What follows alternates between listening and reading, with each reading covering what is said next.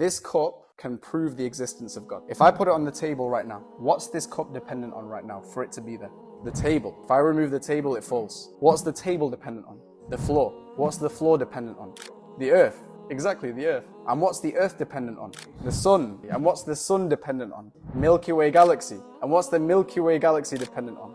The universe, pretty much. Ultimately, it goes back to the universe in and of itself, right? You see? So if you keep going back, you'll realize that things are dependent on things upon things upon things, and that can keep going. But what's the problem with it if it keeps going? The problem is that if we go back for infinity, we would not be here today. So the way we can imagine what I've just said to you, yeah, it's like a domino trail. Imagine you had an infinite domino trail. If it was infinitely long, would it ever fall? Why wouldn't it fall? Because no one's there to push the first piece. So if there's nothing there to push the first piece and start the chain reaction, then it would never fall, meaning we wouldn't exist. Therefore, there has to be an external source that pushes the first piece.